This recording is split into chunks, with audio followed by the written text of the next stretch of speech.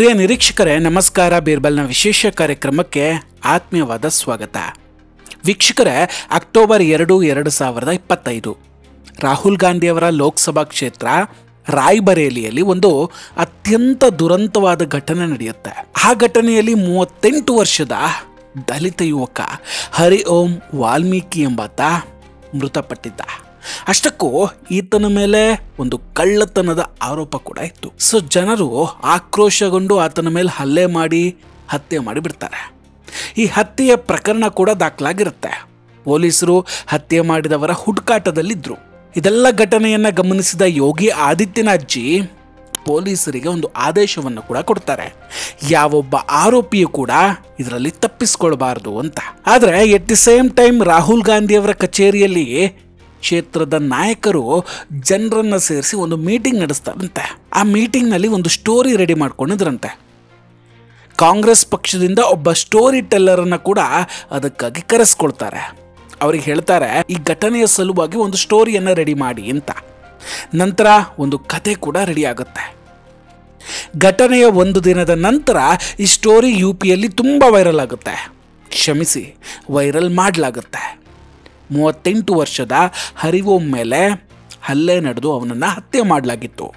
ಆಗ ಆತ ಕೊನೆಯದಾಗ ಆಡಿದ ಮಾತೇನಂದ್ರೆ ರಾಹುಲ್ ಗಾಂಧಿ ಅಂತೆ.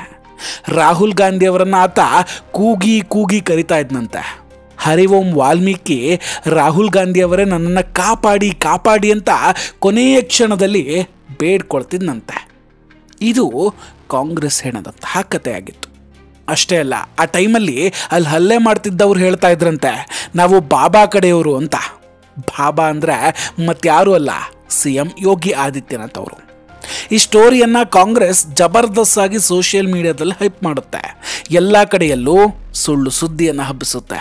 UPಯಲ್ಲಿ ರಾಜಕೀಯ ಅನ್ನೋದು ಹೇಗೆ ನಡೆಯುತ್ತೆ ನೋಡಿ.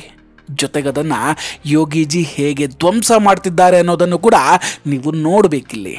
ಇಲ್ಲಿ ಯೋಗಿ ಆದಿತ್ಯನಾಥ್ರ ಆದೇಶದಂತೆ ದಲಿತರ ಮೇಲೆ ದೌರ್ಜನ್ಯ ನಡೀತಾ ಇದೆ, ಈ ತರಹದೊಂದು ಫೇಕ್ ಸ್ಟೋರಿಯನ್ನ ರಾಹುಲ್ ಗಾಂಧಿ ಕಡೆಯವರು ಹಬ್ಬಿಸ್ತಾರೆ. ಇಂತಹದ್ದೊಂದು ಸ್ಟೋರಿ ಸೋಷಿಯಲ್ ಮೀಡಿಯಾದಲ್ಲಿ ತುಂಬಾ ವೈರಲ್ ಆಗುತ್ತೆ. ಅಷ್ಟೇ ಬೇಗ ಸತ್ಯ ಕೂಡ ಬಯಲಾಗುತ್ತೆ.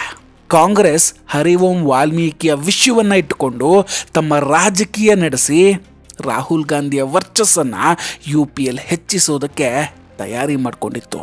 ಅದೇ ಸಮಯದಲ್ಲಿ ಯೋಗಿ ಆದಿತ್ಯನಾಥ್ ಎಲ್ಲ ಪೊಲೀಸ್ ಅಧಿಕಾರಿಗಳಿಗೆ ಆದೇಶ ನೀಡ್ತಾರೆ, ಈ ಪ್ರಕರಣದಲ್ಲಿ ಯಾರನ್ನೂ ಕೂಡ ನೀವು ಬಿಡಬಾರದು ಅಂತ. ಕೂಡಲೇ 5 ಪೊಲೀಸರನ್ನು ಕೂಡ ಅಲ್ಲಿ ಸಸ್ಪೆಂಡ್ ಮಾಡಲಾಗುತ್ತೆ. ನಂತರ ಸ್ಪೆಷಲ್ ಪೊಲೀಸ್ ಟೀಮ್ ಇದರ ತನಿಖೆಯನ್ನ ಕೈಗೆತ್ತಿಕೊಂಡಿತ್ತು. ಪ್ರಕರಣದ ಸಂಬಂಧ 12 ಮಂದಿಯನ್ನ ಅರೆಸ್ಟ್ ಕೂಡ ಮಾಡಲಾಗುತ್ತೆ. ಒಟ್ಟು 23 ಶಂಕಿತರನ್ನ ಗುರುತಿಸಿ ಅವರ ಮೇಲೆ ಪ್ರಕರಣವನ್ನ ದಾಖಲಿಸ್ತಾರೆ. ಎಲ್ಲರ ವಿರುದ್ಧ ಗ್ಯಾಂಗ್ಸ್ಟರ್ ಆರೋಪ ಇದೆ. ಇದೆಲ್ಲವೂ ಕೂಡ ನಡೆದಿರೋದು ಯೋಗಿ ಆದಿತ್ಯನಾಥ್ ಅವರ ಅಣತಿಯಂತೆ.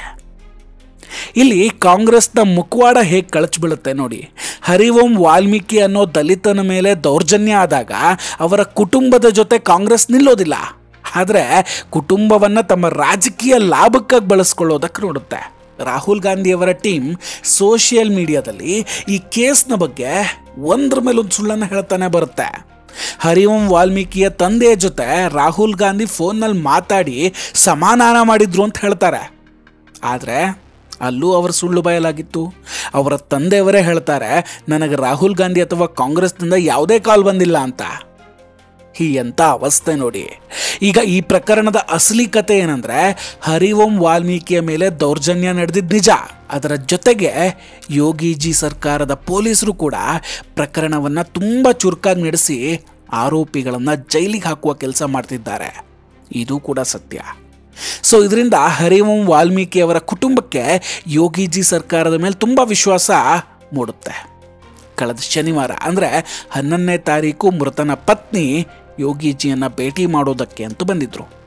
ಅದಾದ್ಮೇಲೆ ಅವರು ಯೋಗಿಜಿ ಸರ್ಕಾರವನ್ನು ತುಂಬಾ ಹೊಗಳ್ತಾರೆ. ಕೇಸ್ ಯಾವಾಗ ಇವ್ರು ಅಂದ್ಕೊಂಡಂಗೆ ಆಗೋದಿಲ್ವೋ ಕೂಡಲೇ ಕಾಂಗ್ರೆಸ್ ಕುಟುಂಬ ಒಂದು ದಲಿತ ಕುಟುಂಬವನ್ನ ದುಡ್ಡಿಗೆ ಮಾರ್ಕೊಂಡಿದೆ ಅಂತ ಹೀಯಾಳಿಸ್ತಾರೆ. ಹರಿ ಓಂ ವಾಲ್ಮೀಕಿ ಹೆಂಡತಿ ಹಾಗೂ ತಂದೆ ಯೋಗಿಜಿ ಸರ್ಕಾರದಿಂದ ಹಣ ಪಡೆದಿದೆ ಅಂತಲೂ ಹೇಳ್ತಾರೆ.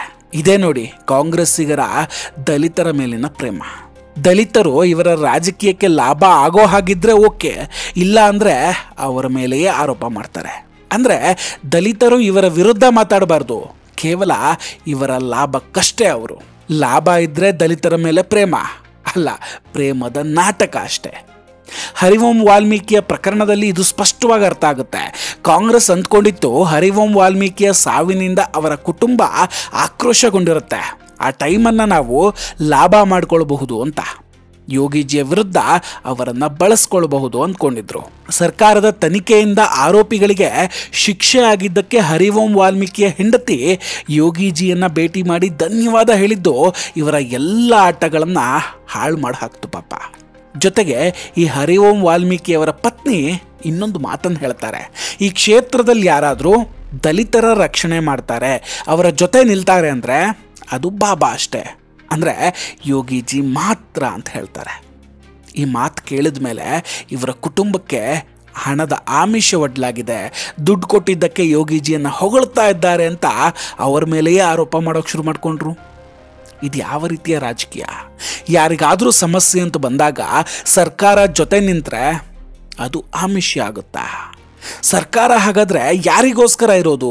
ಯೋಗಿ ಆದಿತ್ಯನಾಥ್ ಅವರ ಸರ್ಕಾರ ಇಲ್ಲಿ ಸಂತ್ರಸ್ತರ ಕುಟುಂಬಕ್ಕೆ ಕೂಡಲೇ ಯೋಚನೆ ಮಾಡದೆ ಅವರಿಗೆ ಅನ್ಯಾಯ ಆಗಿರೋದಕ್ಕೆ 6 ಲಕ್ಷ ಪರಿಹಾರ ಕೊಡುತ್ತೆ.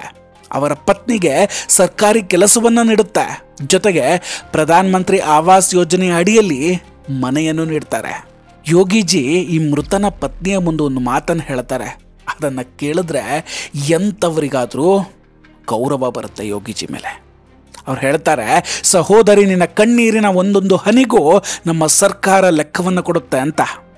ಇದಕ್ಕೆ ಹೇಳೋದು ಕಾನೂನು ಸುವ್ಯವಸ್ಥೆ ಅಂತ. ತುಂಬ ಸಲ ಅಪರಾಧಗಳನ್ನು ತಡೆಯೋಕ್ಕಾಗಲ್ಲ ನಿಜ, ಆದರೆ ಅಪರಾಧ ನಡೆದಾಗ ಆರೋಪಿಗಳನ್ನು ಬಚಾವಾಗದಂತೆ ನೋಡ್ಕೊಳ್ಬಹುದಲ್ವೇ? ಅವರಿಗೆ ಖಂಡಿತ ಶಿಕ್ಷೆ ಆಗಬೇಕು.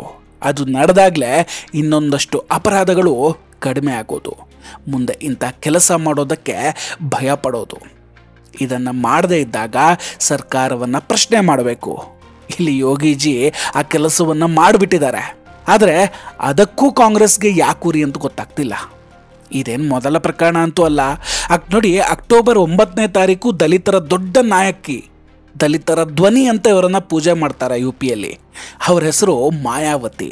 ಸ್ವತಃ ಮಾಯಾವತಿಯವರೇ ಯೋಗಿಜಿಯ ಬಗ್ಗೆ ಹೇಳ್ತಾರೆ, ಯೋಗಿಜಿ ದಲಿತರನ್ನು ರಕ್ಷಣೆ ಮಾಡ್ತಾರೆ ಅಂತ.